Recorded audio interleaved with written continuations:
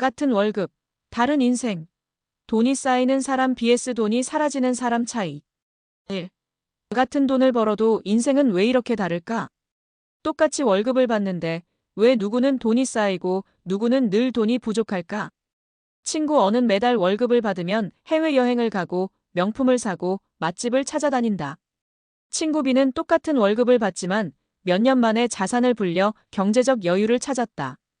같은 돈을 벌었는데 몇 년 후 완전히 다른 인생을 살고 있는 이 두 사람. 이 차이는 어디서 나오는 걸까요? 돈을 다루는 방식이 부자와 가난한 사람을 가르는 가장 큰 차이입니다. 돈을 어떻게 쓰느냐에 따라 미래가 완전히 달라집니다. 돈이 사라지는 사람들은 버는 것만 중요하게 생각합니다. 돈이 쌓이는 사람들은 어떻게 다룰 것인가를 고민합니다. 그렇다면 돈이 쌓이는 사람과 돈이 사라지는 사람은 구체적으로 무엇이 다를까요? 어떻게 하면 같은 월급을 받아도 부자가 될 수 있을까요?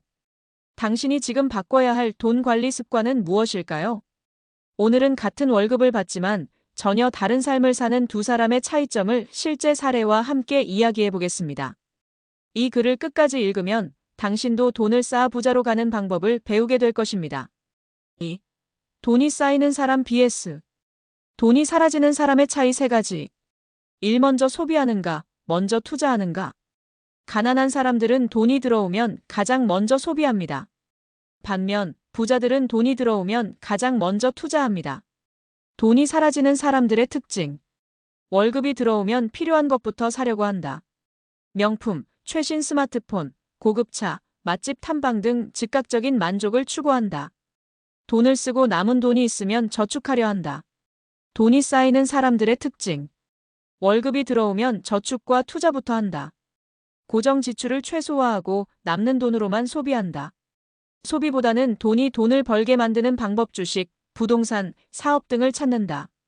예를 들면 어와 B는 같은 직장에서 같은 월급을 받았습니다.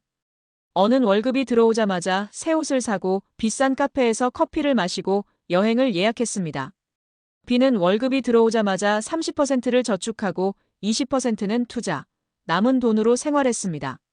10년 후 어는 여전히 월급날을 기다리는 삶을 살고 있었고 B는 투자한 돈이 불어나 경제적 자유를 얻었습니다. 소비를 먼저 하면 가난해지고 투자를 먼저 하면 부자가 된다. 이 고정 지출을 관리하는가, 통제하지 않는가. 돈이 안 모이는 가장 큰 이유 중 하나는 고정 지출이 많기 때문입니다. 부자들은 필수적인 지출을 제외하고는 최대한 줄이려 합니다. 돈이 사라지는 사람들의 특징. 월급이 들어오면 비싼 월세, 자동차 할부, 고급 멤버십을 유지한다. 필요하지 않은 구독 서비스 넷플릭스, 유료 앱 등을 여러 개 결제한다. 카드 할부, 대출을 부담스럽게 유지한다. 돈이 쌓이는 사람들의 특징. 고정 지출을 최소화하고 꼭 필요한 것만 유지한다. 집과 차를 소유하기 전에 자산이 될 수 있는지 먼저 생각한다. 소비보다는 자산을 키우는 데 집중한다. 예를 들면 C는 매달 월세, 자동차 할부금, 헬스장 VIP 멤버십, 유료 앱 등으로 200만 원 이상을 지출했습니다. 그는 늘 왜 돈이 모이지 않을까? 고민했지만 매달 빠져나가는 돈이 많다는 걸 깨닫지 못했습니다. 하지만 어느 날 그는 결심했습니다. 필요 없는 구독 서비스 해지. 자동차 할부 정리 후 중고차로 변경. 월세 부담을 줄이기 위해 작은 집으로 이사. 이렇게 고정 지출을 줄이자 매달 저축할 수 있는 돈이 100만 원 이상 늘었고 3년 만에 모은 돈으로 투자 기회를 잡아 자산을 늘릴 수 있었습니다. 돈이 새는 걸 막아야 돈이 모인다. 고정 지출을 줄여라. 산빚으로 소비하는가, 자산으로 빚을 활용하는가. 부자가 되는 사람들은 빚을 이용해서 자산을 불립니다. 반면 가난한 사람들은 빚을 이용해서 소비합니다. 돈이 사라지는 사람들의 특징. 신용카드를 긁고 나중에 갚는다. 급한 돈이 필요하면 빚을 낸다. 빚을 내서 명품, 자동차, 여행 등을 소비한다. 돈이 쌓이는 사람들의 특징.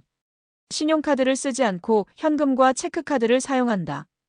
빚을 지기 전에 먼저 저축과 투자를 한다. 대출을 받더라도 자산을 불릴 목적으로만 사용한다. 예를 들면 D는 신용카드 할부로 최신 스마트폰과 명품을 사고 친구들과 해외여행을 다녔습니다. 하지만 몇 년 후 신용카드 대금과 대출 이자가 쌓여 결국 신용불량자가 되었습니다. 반면 이는 월급이 많지 않았지만 5년 동안 꾸준히 투자하여 부동산을 구매했습니다. D는 여전히 빚에 허덕이며 돈이 부족한 상태였고 이는 자산을 불려 경제적 자유를 얻게 되었습니다. 빚으로 소비하면 가난해지고 빚으로 투자하면 부자가 된다. 3. 같은 월급을 받아도 부자가 되는 사람들의 원칙. 돈이 쌓이는 사람 vs 돈이 사라지는 사람의 결정적 차이. 소비보다 투자를 먼저 한다. 고정 지출을 철저히 관리한다. 빚으로 소비하지 않고 자산을 만든다. 이제 중요한 건 여러분의 선택입니다. 당신은 돈을 벌면 소비부터 하나요? 아니면 투자부터 하나요? 당신은 고정 지출을 점검하고 있나요? 당신은 빚을 지면서도 소비하고 있나요? 아니면 자산을 만들고 있나요? 지금부터라도 돈을 다루는 방식을 바꾸세요. 그 작은 변화가 당신을 부자로 만들어줄 것입니다.